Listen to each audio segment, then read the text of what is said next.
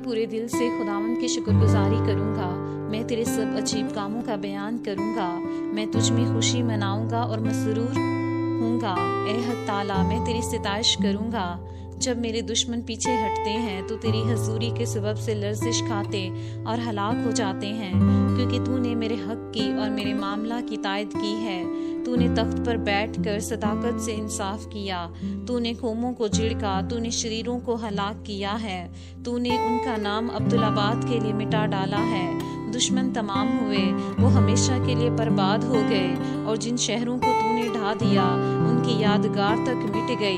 लेकिन खुदाउंद अब्दुल्लाबाद तख्त नशीन है, उसने इंसाफ के लिए अपना तख्त तैयार किया है, और वही सदाकत से जहान की अदालत करेगा। वो रास्ते से कौमों का इंसाफ करेगा। खुदावंद मजलूमों के लिए ऊंचा बुर्ज होगा, मुसीबत के अयाम में ऊंचा बुर्ज, और वो जो तेरा नाम जानते हैं तुझ पर तवक्कल करेंगे, क्योंकि ऐ खुदावंद तूने अपने तालबों को तर्क नहीं किया है। खुदावंद की सिताइश करो जो सयून में रहता है। लोगों के दरमियान उसके कामों को बयान करो, क्योंकि खून की पुरसिश करने वाला उनको याद रखता है। वो गरीबों की फरियाद को नहीं भूलता। ऐ खुदावंद मुझ पर रहम कर, तू जो मौत के फाटकों से मुझे उठाता है।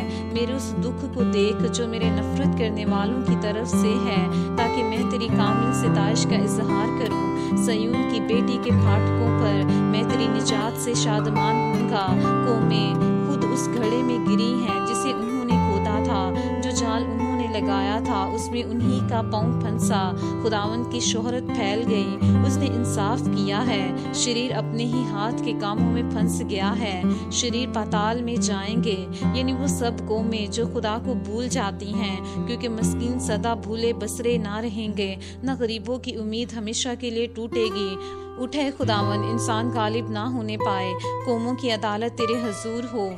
ए खुदावन, उनको खौफ दिला, कौमें अपने आप को बशर ही जाने।